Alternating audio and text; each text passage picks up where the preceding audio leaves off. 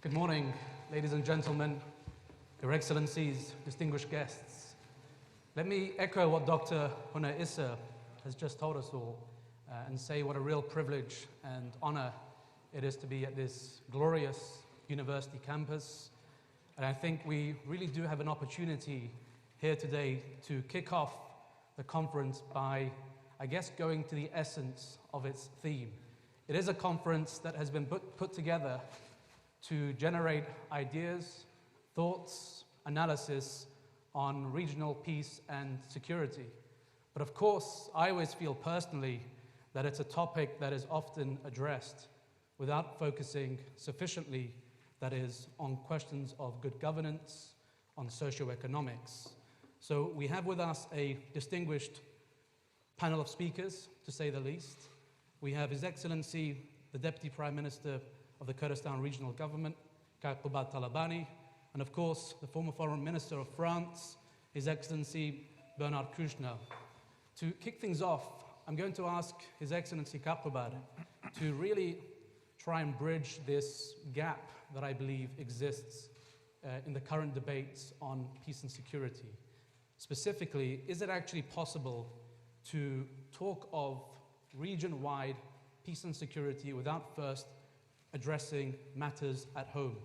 One could call this the basics, but in fact, if we look at what's happened in the Middle East over the past 10, 15 years, it could very plausibly be argued that the root of the many crises and conflicts in the region today, and of course, as we see closer to home in Baghdad, is of course the discontent, is of course the socio-economic grievances of the broader population and the communities. So I'll kickstart things by asking you, Qubad, on your thoughts. You have, of course, been somebody who has been on the front lines of the effort to champion reform since your stint in government over the past number of years. Not only have you had to deal with the question of reform at home, but that has been combined with the broader effort of combating ISIS and other terrorist groups. The floor is yours, Qubad. Thank you, Kakaranch. أما دبواني برز زور خوش حالم ك لزانكوي أمريكي لكردستان أما دم أمرو بشتارم لم بانلا خوش حالم كما يكم سردان ما بو زانكوي جوانو كاريجرا دس خوشيتان ليكم دوام لكراو با إنجليزي قصب كم ويا أجر إجازة بن خوشبختانه کەمێک ئینگلیزیم لەبیر ماوە بۆیە هیوادارم ئێمە بتوانین گفتوگۆیەکی باش و دەوڵەمەند و تەندروستمان هەبێ. Thank you, Ranj, for the introduction, and thank you all at AUK for hosting us and arranging this important event at this very important time. I think there is a direct correlation between governance, good governance, and stability and obviously prosperity. I remember when the Iraqi government, this Iraqi government, was first formed, and the first time I had the opportunity to meet with Dr. Adil Abdul Mahdi as Prime Minister of Iraq. In our first meeting, he asked me, what is going to be my biggest challenge? And I said to him, governance. Governance is always the biggest challenge, and the first challenge that any government faces when they take office or when they're carrying out their work. Because if you do not govern well, then you are not serving your population well. And when you do not serve your population well, you have an unhappy population. And when you have an unhappy population, then you obviously have an unhappy country or an unhappy society. So I think that it has been too often the case over the last 16 years in Iraq where successive Iraqi governments have blamed, or not blamed, but have covered over the shortcomings of governance and pointed to a larger, more strategic, geopolitical problem, right? Whether it's regional conflicts or Iran-US tensions or war with ISIS or a whole host of reasons, or some would say excuses, for not tackling the real issues in the country. And now we're at a point where the public in Iraq, for example, are not taking these excuses anymore. And they are airing their grievances, and they're asking for the basics. Because most citizens, they may be interested in the geopolitical issues. They may be concerned about regional tensions. But ultimately, most citizens of every society care about their immediate surroundings. They care about the basic services. They care about water, electricity, healthcare, education. They care about the hope for prosperity and economic development. They care about improving their lives, their families' lives, and the lives of those closest and dearest to them. And that's been missing in a lot of these debates when we talk about regional security and regional issues, regional political issues. In Kurdistan, when we faced our series of crises in 2014, when we had the fiscal shock of the budget cuts from Baghdad, when we had the physical shock of the war with ISIS, when we had the humanitarian shock of the wave of refugees and IDPs, which Duhok, where we are today, suffered the most because of that influx. And we had the added shocks of the drop in oil prices, which completely expanded our fiscal deficit. And you add to that the political shocks that we sometimes bring upon ourselves as Kurds. We were facing an untenable and unimaginable situation. So we had to reach for reform. We had to realize that take a look inside and see what is it we must do in this point. Yes, our brave soldiers and security forces were fighting on the front lines. We didn't have the money to build projects and do what ministers like to do, which is to cut ribbons and lay foundation stones for projects. We didn't have that luxury anymore at our disposal. So we had to do some soul searching and realize that what is within our control as a government is to do things better, which is why we started the reforms. We looked at implementing a painful austerity program. We looked at how to cut other expenses. We looked at how to increase revenues. We looked at how to make our expenditure process more robust.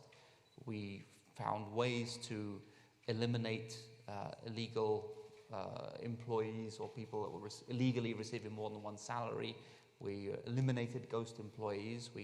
We started attacking these big issues, which were painful.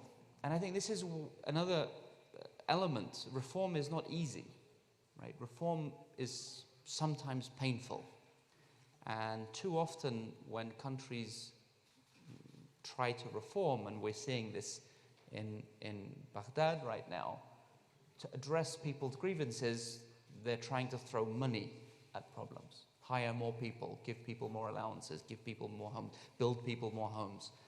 This may be a short-term fix, but this is not going to create political, economic, and fiscal stability in the country. Restructuring governance will, streamlining government services will, making transparent government services will, improving the quality of healthcare services, education services, and other essential services. This will make an impact, and some of this involves redirecting funds away from just throwing money at problems, but partnering with the private sector, looking at opening up your economy to others, because ultimately you look at countries that have unhappy populations, right? You see them, you see their governance models not being good, and look at countries that are causing problems around the world. They're never countries with happy populations. Countries that are causing problems around the world are usually the countries with unhappy populations. So this is a lesson to all of us at a regional, national, or broader regional context. Fix your home, fix governance at home, Worry about securing your home. Worry about providing services to your people. Worry about creating the most jobs you can for your people, not just in the public sector, but in the private sector. And you will likely have a much more conducive, healthy environment with a more healthy population, a more psychologically healthy population, which will then elect, I think, a more psychologically healthy government, which then won't go on foreign escapades and cause problems beyond their borders. So I reiterate, there is a direct correlation between good governance and stability at a local or regional or international level. Thank you. Thanks very much indeed, Qubad. And I like how you ended on the note of geopolitics and the question of borders. And I think we will most certainly come back to you after the Minister's remarks to perhaps try to get into the specifics, let's say, of some of your efforts in government. Minister, let me come to you as a former foreign minister of a major European actor, country. One looks at Europe and sees that Europe is in fact also engulfed in its own crises. There is no comparison, of course. Crises in this part of the world does tend to be violent, does tend to sometimes lead to immense bloodshed. I'd like to ask you, as a former foreign minister, what you see as being the starting point, I guess, zooming out from Qubad's remarks. What could be the starting point for building regional stability? The floor is yours. Easy question. Well,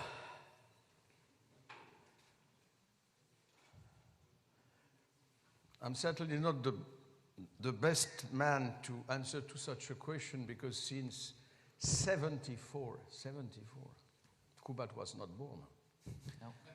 No. Were you? No.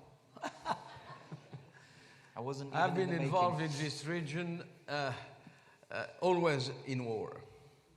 So certainly we have to talk about peace, certainly. But it is very difficult to talk about stability and good governance, etc., in the middle of such a crisis, one after the other. But, in a way, congratulations.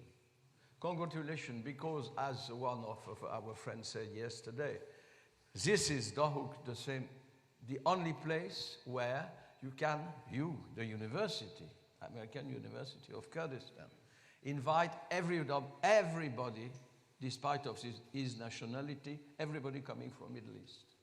So you are open, and from one little success to another, and this is not a little success in the university. Is a big success. Something is certainly changing in the behavior of the people.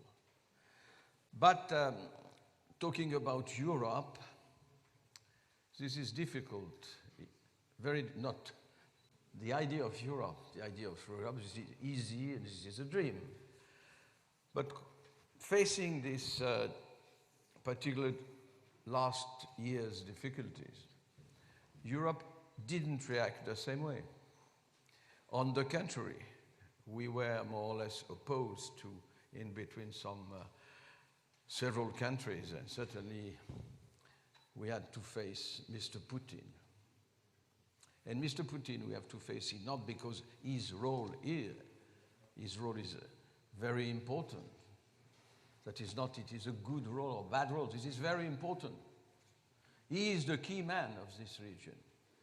And as we had this problem in Ukraine with Mr. Putin, and he invaded, you remember, Crimea, and certainly is part of the war in the eastern part of Ukraine. So we have a meeting the 9th of December, I believe, with Madame Merkel and the President of Ukraine and Vladimir Putin and the French. So it's easier in a way to talk to Putin about your region, the Middle East, than to talk about Europe. because in Europe there is a real blockade for the time being. So I want also to underline what Qubad said very wisely. And to summarize, I let you think about this very bad sentence. Easy to be an expert, uneasy to be a politician. Okay, when you are an expert, you are telling us the good way, the truth, and of course, you insist. It's a group of pressures, etc. But this is not the real way. This is not the real life. When I became, by chance or not, by misfortune, the foreign minister of France, with my knowledge of Kurdistan and my friends everywhere, etc., in all the countries, I was completely sure to do something to change the situation. Look at the situation. I don't know if it's worse or the same, but this is not that way. You have good recipes, but how to implement, this is completely a different life. Because you have to implement your external idea in foreign policy, but with your people, and to convince your co-citizen that it is very important to act in the neighbor's country or far Middle East. This is very, very difficult. We have our, not at the same level, not the same way, etc., but my country, France, in that day or yesterday, we had to face our little fight. By this month, last month, this little fight is called Yellow Jacket. Tell me what they are looking for. Tell me, it's very important to let the people know in France what they are looking for. But this is a sort of violence, very new in my country. So in the same time, and it was Saturday, last Saturday, it was a violent struggle in Paris, and Mr. Macron was visiting, I don't remember what he was visiting, but it was far from Paris. And so the people didn't understand.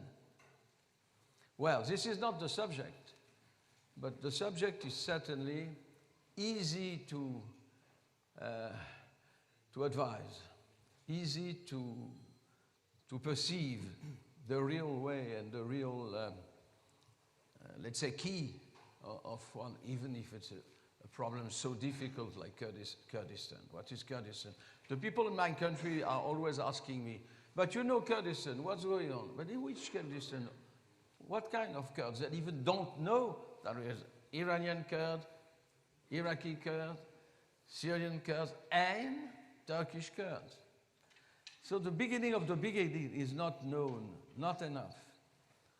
And of course, stability and good governance is absolutely key points. There are, but you know the recipes of a good governance. We know something. We are all in agreement. Corruption is not accepted. Bravo. Not accepted, but going on. Going on everywhere. So, as I told you that my first coming in here in Dohuk was in, no, not 74, a bit after, but it was a village, it was a little town. So the huge success you had in development, sort of a development, of course, is not enough like everywhere, not enough balance in between the poor and the rich, and etc. But a fantastic development. You were successful in, and you will be still successful. But in fact, the rest on the other side of the river Tiger, you were not talking with. And the people, the Syrian Kurds, they were not talking to you. So tell me the good recipe. Thank you. We all knew and we all know that it's better to talk to each other. And look at that. This is the result. everybody is interested in the same topic. So it's my pain. I'm suffering of that, but suffering is not enough. But we cannot interfere the French, the European, the American, in the same way. Let me come right in, Minister, because I think you touch on a very good point there. I mean, you didn't actually answer my question. Let me put that very frankly. The proof of a good diplomat, a skilled diplomat. This is Precisely. Exactly. Thank you very much. It is the first time I've someone say to me that I'm a good diplomat. So let me try and, because I think my goal for this panel is to really turn it into a conversation-style discussion. So let me go back to you, Qubad. I did ask the Minister what the starting point might be for regional peace and security. And we did hear from the Minister that it is a colossal challenge, that there are all sorts of factors at play. It's a multifaceted challenge. Taking your remarks on the efforts you led domestically in Kurdistan for reform, what role can outside actors play? Is this something that can really be left to the region's own devices, left to Kurdistan's own devices, or is this something that really has to be a collective effort involving regional plus international actors? I think there is an important role for the international actors, international organizations, friendly countries to play in reform. We were the first to admit we don't know everything. We still have a very big shortage of real economists in Kurdistan, for example, real skilled. We have great talent across our government, but we needed expertise. So we came to the EU and said, look, we need expertise in this area. We went to the US, and the US gave us some advisors that they paid for. The UK, the same. France, we're in touch with. The Netherlands are helping us now with agriculture reform. So yeah, absolutely, we can learn from experiences. Developed countries, strong countries, friendly countries, all have international development agencies which are filled with qualified people that have worked across the world in countries that are facing situations very similar to ours. So there's nothing wrong about not knowing something.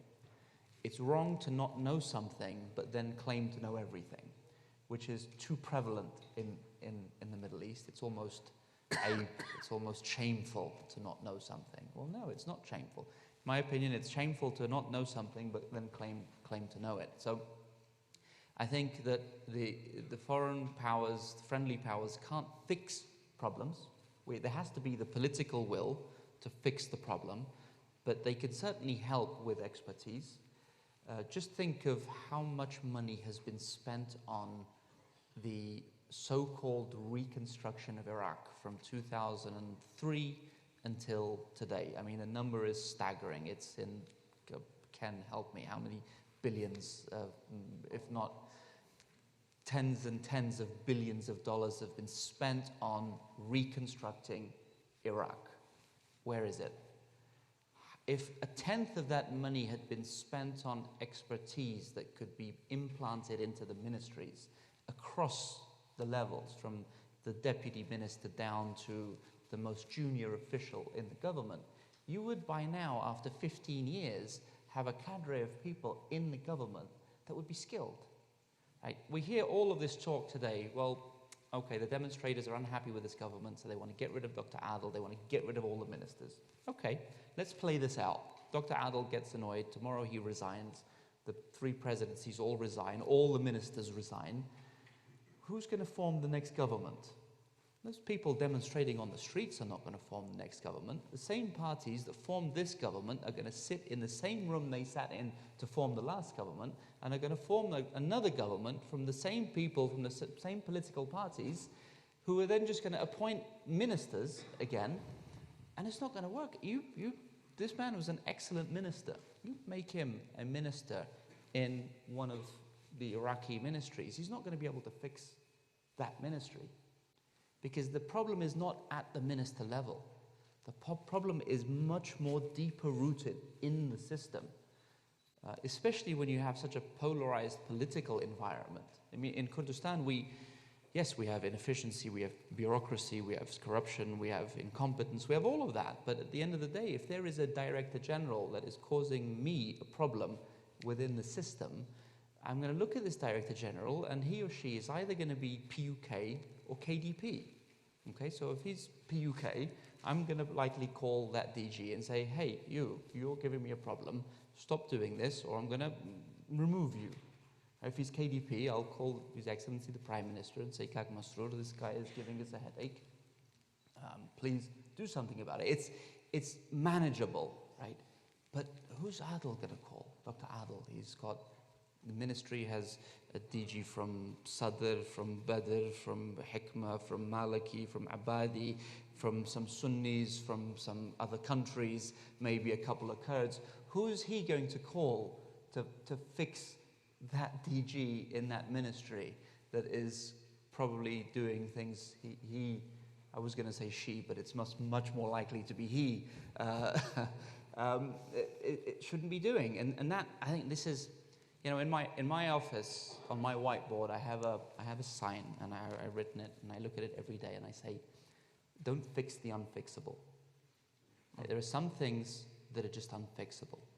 But that doesn't mean you should avoid challenges, right? We looked at our Ministry of Finance. Our Ministry of Finance is in Kurdistan, it's a big, monstrous institution. Lots of employees, some great talent in that ministry, but also some dead wood in that ministry. And to think that I can turn around this ministry and turn it into a functioning, dynamic, young, energetic ministry in a year or two is unrealistic. But I can find the 10, 20, 30, 40 competent people in that ministry, empower them from the minister down to the bottom to create a delivery chain of excellence in that ministry, and then I can make that ministry function. And that, I think, nobody's tried to tackle this in Iraq. Right? All of this money, I know the EU has spent millions on reform. I know the US has spent millions on reform. I know there's been even some advisors on decentralization, on transparency, on all of this. But all of this is tied in the ministry's office, and the minister looks at these people as their personal staff. And that there is this huge bureaucracy that goes from the ministry level to the provincial level, from the district level to the sub-district level, who is training and building capacity down that delivery chain. So that's where I would start. I would, you know, obviously there's problems in Baghdad. If we're looking at Iraq, you can't kill demonstrators first and foremost. That's unacceptable, right? The people should be allowed to demonstrate. People should be allowed to air their grievances. And the government should have a channel of communicating back and forth with those people. But at the same time, parallel to this, there should be a real look at how to restructure the government to make it work. And that, again, will create, I think, a more functioning government. That's where I would start. I would always start at home. There's no point fixing neighbors and neighborhood problems if you can't fix your own house and your own problems. Thank you. Thanks very much, Qubad. That's 7 or 8 starting points, in fact, and not just one. I did like your point on friendly countries helping Kurdistan, helping the region prosper and develop. But I will come back to you at some point, perhaps during the Q&A, to ask you about hostile countries and what sort of approach and strategies can be developed to engage them, and in fact, what they could be doing. Before I come to the audience, let me ask you, Minister, a similar question. You know, what role can outside actors play when it comes to good governance in Iraq, in Kurdistan, in the region? Well, I have to be very careful because after that I'm a diplomat and a snaky diplomat. No. Well, my dear, you're talking about what? The French or the European people or the external help? The French, my dear. Coming back to the reality, first, different government means different policy in France. And I remember perfectly the time where Mr. Saddam Hussein was a close friend to France. Against my wish and against my knowledge, and I was particularly involved in the result of Mr. Saddam Hussein because I was close to the Kurdish people. So Mike, in that time, and without consulting anybody, we were furnishing helicopters and etc. during the war in between Iran and Iraq. We offered a sort of, it was a gift, 12 Tornado or 12, etc., fighters. And was it possible to convince this government to change its policy? No, because there was no political pressure coming from the people. The people, they were not so much interested. They were interested by their local problems, by the lack of jobs, but a lot of very important issues. And after a new government, after a long time, and we had, but I have no time to tell you that Mr. Mitterrand was something else, completely different, because of Madame Mitterrand and your humble servant, we were closer to the Kurds. But for Chirac, it was not necessary. He didn't know, he was not interested in. Then Sarkozy came, then François Hollande came, and today this is Mr. Macron. As the external policy is not completely the core, the heart of the people's preoccupation, you have to restart a sort of what? Education, propaganda, TV film. You have to start from the scratch. So, using your personal involvement or your personal knowledge about one particular country is long. You need time. Time is a fantastic dimension of politics. This is unimaginable. The people change. Oh, yes, you have talked about. No, it was not the case. You were in Kosovo. Well, this is very difficult. Second, is it possible to get a European agreement? Because France is certainly a very important country, but not so much. And we have Europe. We were working on Europe for that reason, to get a real weight, to have a real strength in between, at least the American and the Russian, the American and China, etc. But I don't want to say very bad words on European diplomacy, but there is no European diplomacy. We should be together, the 26 or 27, depends on Brexit, in agreement on the foreign policy. But this is very difficult. All the European countries, they have their own interest, trade interest, political interest in terms of historical relation, etc. This is very, very, very infrequent to be together. I wouldn't want to give you too much quickly the key problem of our continent. Migration. It's a shame the way France didn't react enough. It's a shame, my personal shame. We were able, when it was the boat people in the China Sea, 12,000 kilometers far, we were able to send boats, rescue ship, and we were unable to send them in the Mediterranean Sea, our sea, where our children are making sand castle on the beach. Why? Because there is a threat coming from extreme rightist people, like it was formerly before the Second World War, and everybody was fighting, and all the political discussion and all the political, even before the election program of preparation of election, we were absolutely blocked by immigration. So, when Madame Merkel, and it was the honor of Europe, she saved the honor of Europe, opened the door to 1 million people coming from Middle East, but also coming in the same time from Afghanistan and from Africa, etc. In my country, we accepted a bit more than 5 or 10,000. And it was not European fault, it was one country by country, the nation's fault. I remember there was a special meeting of the European Chief of Staff, Head of State. They separate and they offer to all, one after the other, all the European countries, with comparison with the level of unemployment, the richness, the number of consider, etc. We were supposed, the French people, to accept 7,000. It was nothing. We are 70 million. It has not been done.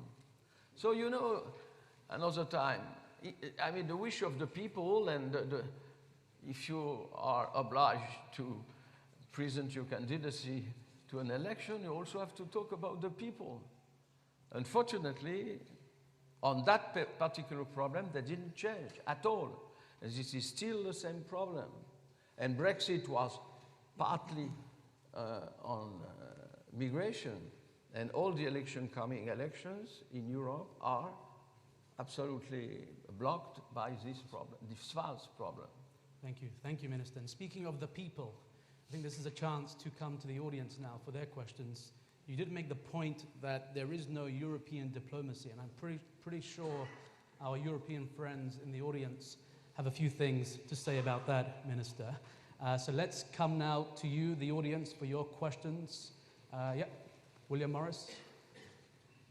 And can you, sorry, please identify yourself and your organization? William Morris, Next Century Foundation. Qubad, you mentioned the problem, the mushkila in Baghdad. You really didn't quite mention the solution.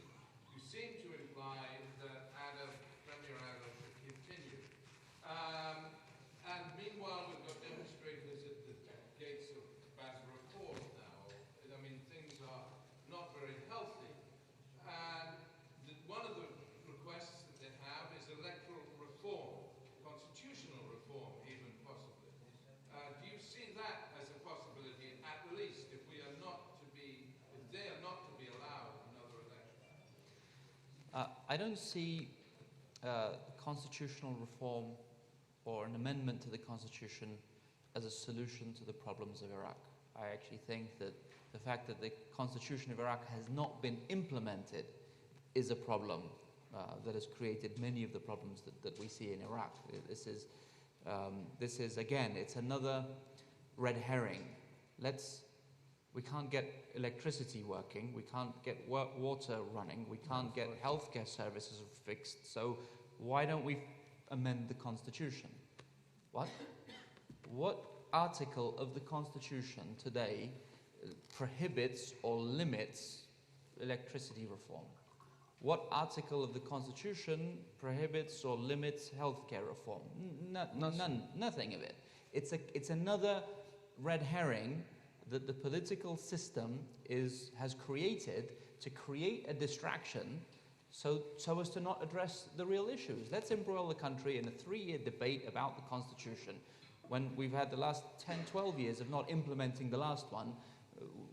It is, I find this debate on the Constitution purely a distraction to what the real issues are. Yeah, I'm sure you can look at the electoral system, the electoral model. I'm hearing district representation. In fact, I mean, is a key article of the existing Constitution that has not been implemented, which is the second chamber. There is supposed to be a bicameral legislative system in Iraq, but there is only one right now. The so-called, let's say, Senate of the Iraqi system has not been put into place. So there is a key institution that should be representing the people in a way maybe that the Council of Representatives is not. not functioning. So let's address that if you want to talk about the constitution. So I felt that I did try to address what should be done, which is fix the governance structure, go into the ministries, go into I probably won't want to take up the time again by reiterating my vision for fixing the problems, which is actually addressing the real root cause of the people's unhappiness, which comes down to basic services, lack of jobs, and also lack of security in the country. Thanks very much. We have another question. Yes, please. It's, Hi, I'm Clarice. For those who have forgotten me over the last few weeks, formerly legal representative in Kurdistan, currently here in personal capacity. First of all, I completely agree with nearly everything you said. I think your analysis was spot on. To your point on EU foreign policy, I think that is fair enough as well. I'll talk about this more tomorrow in my own panel, but I think it is true that the Europeans were hesitant to even think about such a thing as power or projecting power. We were hoping that soft power, including the governance issues, would balance this, which I think didn't work out. And if you see the new program of the incoming Commission, we will for the first time actually see repeatedly the term power, which gives me a degree of hope. We have to see how it plays out. Question to you, Qubad. I think you very correctly talked about the governance issues. And Ranj, you asked about sort of how can capacity building and Europeans and globals come in.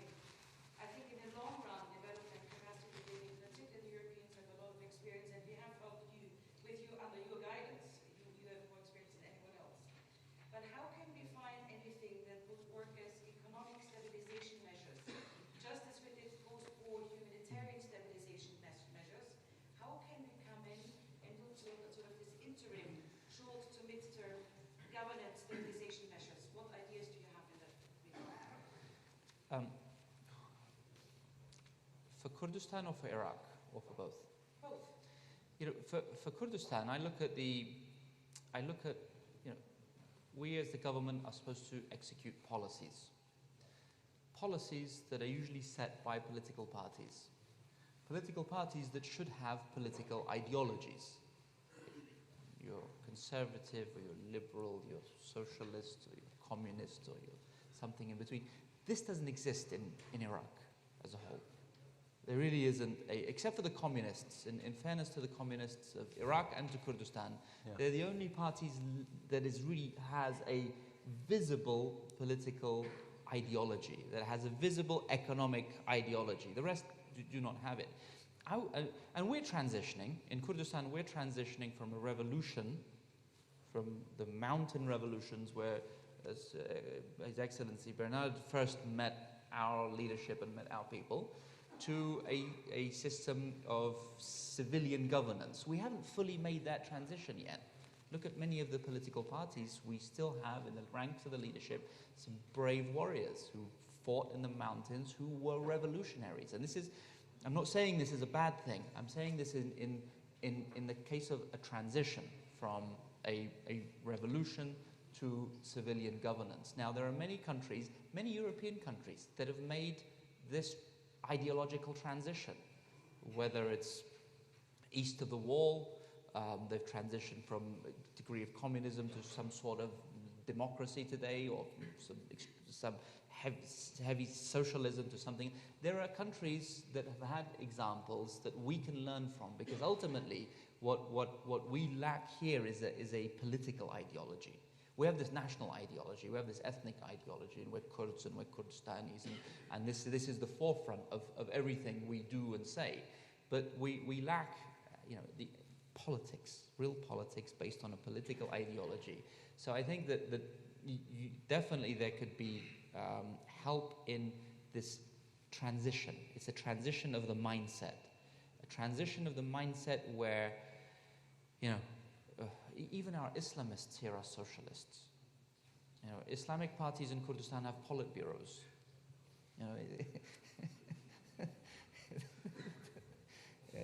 So helping and down the bureaucracy, understanding that the private sector is not the enemy.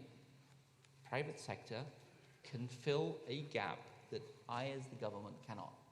So how do I change the mindset of my executives, my bureaucrats, my political parties to look at the private sector as a potential source of assistance to plugging the gaps that we have here? So again, learning from your models, learning from your experiences, countries that maybe 20, 30 years ago went through various transitions, similar to the transitions that we're still going through now.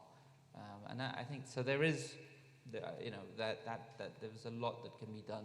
I think with Iraq, it's a bit more, again, as usual, it's more complicated because the regional interference in Iraq is stronger than your interference in Iraq, and will always be stronger than your interference in Iraq. So whatever you try to do in Iraq, it'll probably be influenced by the regional interference. And that's something you think should be countered, balanced, outmatched?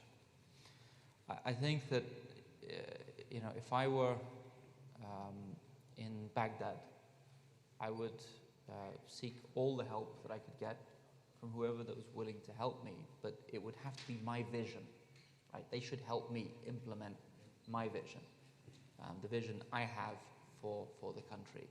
And I think that's what's missing in Iraq right now is the Iraqi vision. What does Iraq want to do? And then when Iraq knows what it wants to do, it can find the right partners to help it execute its vision. I think too much, whether in 2003 it was one vision or whether it was 2019, it's another vision, too much of what is being discussed are other people's visions and not Iraq's own. Thank you. Thanks very much, Qubad. Minister, before I come to you, let's take one final question and then we can incorporate all the questions together. Please, sir. My name is Qubad Talabani. I'm president of American Kurdish Research Institute. My question to both of you. My name is Qubad Talabani. I'm president of American Kurdish Research Institute. My question to both of you: do you think that the deal of the century will solve the problem of the Middle East? As you know, deal of the century is a proposal suggested by Gary Kouchner, and it's just, I think it's just to solve the problem between Palestine and Israel, without mentioning the Kurdish problem. Without mentioning the Kurdish problem and without solving the Kurdish problem, do you think that the deal of the century will make Middle East peace and secure? Thank you. Thanks very much. Minister. No, Mr. Minister, Your Excellency. Up to the minister. You have engaged in such deals. I will comment. Deals of the decade, deals of the century. Come on, Mr. Minister, please. No, please. This is your country. I will comment. I don't think the deal of the century is going to fix all of the problems in the Middle East. I think every country has its own problem. Some problems of some countries are connected to other countries' problems. But I sound like a broken record here. Fix your home, fix the problem in your home, and you make, I saw this a lot with the US-led reconstruction post-Iraq nation-building process. They tried to fix the problems. Right? Fallujah was a huge problem. And for years, the US-led coalition, the Europeans, everybody tried to fix Fallujah. Fix it militarily, fix it politically, fix it economically, fix a problem, right? Most developed countries like to fix problems, and the way they fix problems is a logical way. There's a checklist, right? How many hospitals can we build? How many schools can we build? Can we, and I kept telling them, I remember at the time, this is not going to be fixed this way, because there's credibility issues, there's political issues, there's interference issues. Make places that are working work better, right? You you've got many parts of this region that are trying to do better. Make them work first. Show some successes in areas that are happy to receive help, right? Jordan is always willing to receive help. Then they get help, but they're always willing. Make Jordan better. Help them be better, right? Provide better governance for them to make it better. Help Kurdistan be better. Make our reforms better. You start building islands of success around this region, you begin to isolate problems. Too often, people have tried to fix problems by hitting the problem head on. And logic in the Middle East do not go together. Logic can be applied in Austria, right, Clarice? By and large, in Germany, occasionally in France. Occasionally. Right? We look at Western countries, Americans, other developed countries, look at things very logically. This is an illogical part of the world. And so you have to be creative in solutions. Thank you. Thanks, Qubad. Minister? Fortunately, you were speaking before me. I agree completely. Sanctions will not solve any problem. But this is the last decision before war.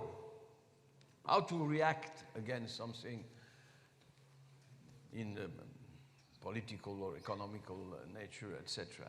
It's up to the people, it's up to the country, it's up to the knowledge, the mindset, as you said. But can we help in another way?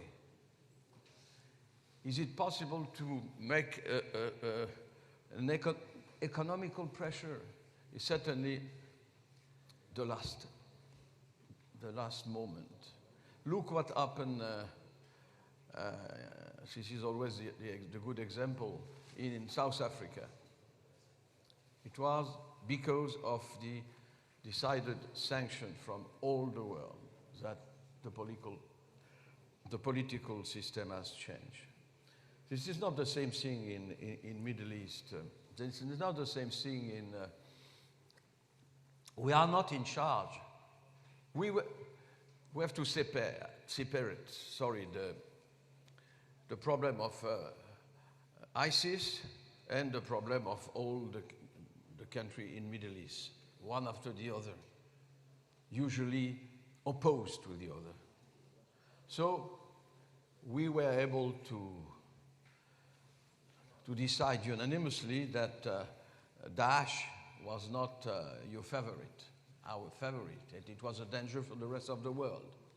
Fortunately, the Kurdish people react and fought for us. We were helping them in terms of economy, in terms of material, etc., but they decided. And this is not the end, because in the same time, it was much more difficult to accept the people in the camps and the refugees, and as I told you, migration was the problem, etc. So we are facing, in the same time, for the same problem, a lot of center of decision, political pressure, and that's why I'm coming back, sorry, to the lack of European decision. How can we...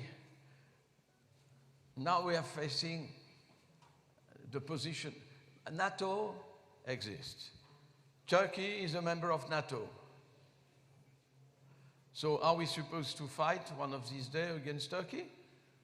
I mean, it seems just impossible even to imagine.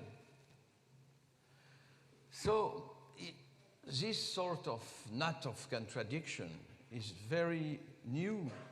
Middle East was easy to understand, not easy to solve, easy to understand in the former version.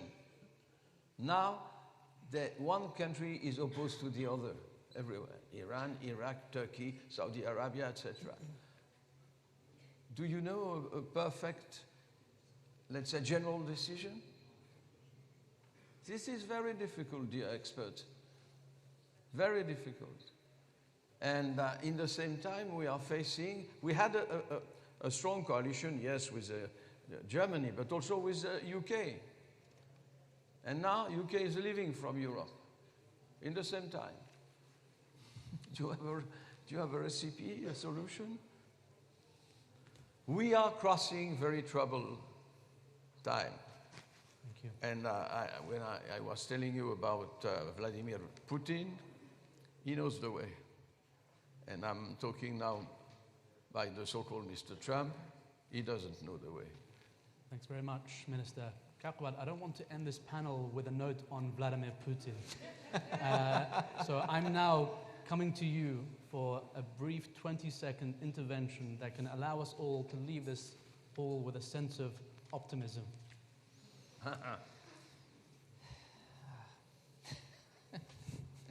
No. Breathe. I'm optimistic about Kurdistan. I'm optimistic about what we will achieve in the next 4 years. We have a very clear agenda.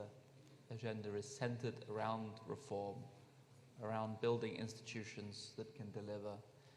There is great synergy between the Prime Minister and myself.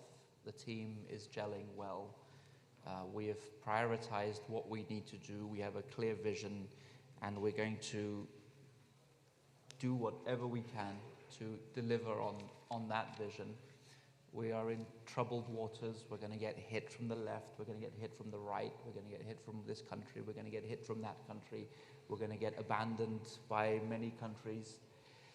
We'll probably have more conflict, but we will continue to be stubborn as we have been. We'll continue to be resolute in the way that we have been. We'll continue to work to overcome our internal differences, which we must, and this is something we occasionally will need guidance, help from our friends around the world, but we will enact real reforms that will improve electricity, that will improve the quality of healthcare, that will improve the quality of education, that will improve the quality of our universities, that will improve the number of jobs in the private sector, that will, I think, lead to a happier population here in Kurdistan. Now, we will do this alone if we have to. We would rather do it with the support of our friends around the world, and we will show Iraq and the region and our friends how it should be done. And I believe that. Thank you. Thanks very much indeed, Qubad. And thank you to the audience for being so patient, for your remarks. I'd like you to join me in thanking His Excellency Qubad, His Excellency Bernard Kouchner as well. Thanks very much indeed.